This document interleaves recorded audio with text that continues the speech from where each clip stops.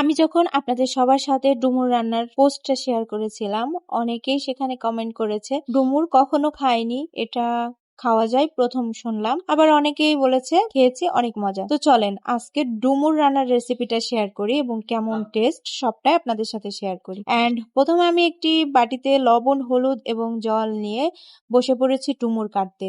ডুমুরে কিন্তু প্রচুর কষ থাকে আর ডুমুরটা এভাবেই আমি কেটে নিয়েছিলাম।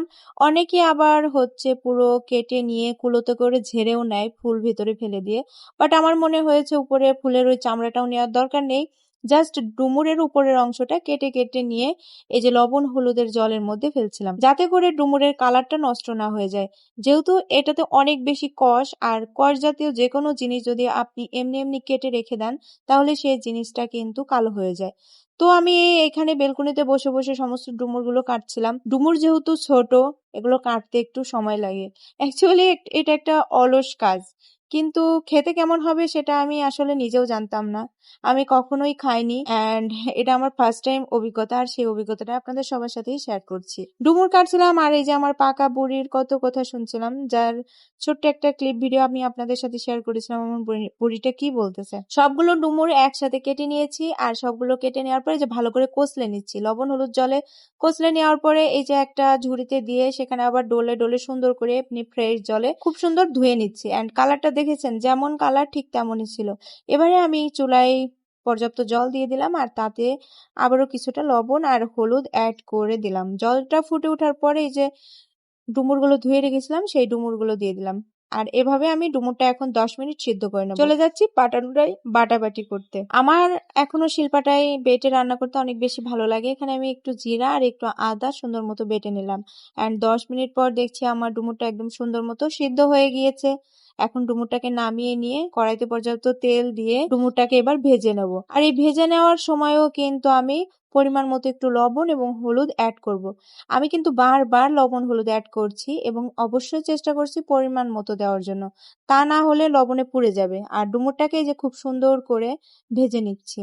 ডুমুর ভেজে নেওয়ার পর এবার তেল দিয়ে তেলের মধ্যে একটুখানি জিরা ফোড়ন দিয়ে আমি ডুমো ডুমো করে কেটে রেখেছিলাম আলু, সেই আলুটা দিয়ে লবণ হলুদ দিয়ে ভেজে নেবো। মানে আলুর জন্য যতটুকু লবণ হলুদ লাগে ততটুকুই দিচ্ছি।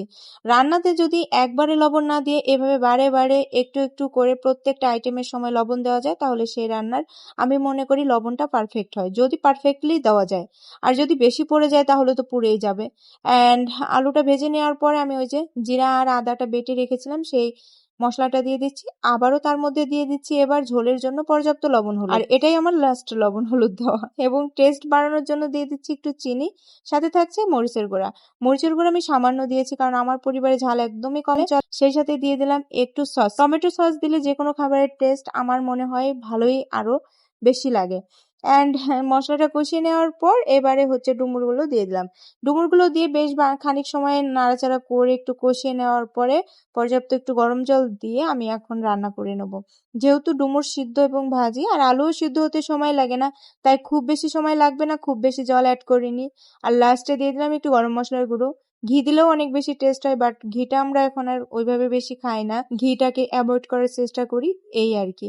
তো যাই হোক, এই যে আমার ডুমুর রান্নাটা একদম হয়ে গিয়েছে। ডুমুর শুধু যে এভাবে রান্না করে খাওয়া যায়, মানে এভাবে তরকারি দিয়ে খাওয়া যায় তা না, ডুমুর ভাজি করলেও পেঁয়াজ দিয়ে অনেক মজা লাগে। আলু এবং পেঁয়াজ দিয়ে ডুমুর দিয়ে ভাজি করলে অনেক টেস্ট। আজকে রান্না করেছিলাম ডুমুরের সাথে মুসুরির ডাল পাতলা করে, অ্যান্ড খেয়ে আমি দেখছি এত টেস্ট লাগছে। আমাদের পরিবারের সবাই তো অনেক মজা করে ডুমুরটা খেয়েছে।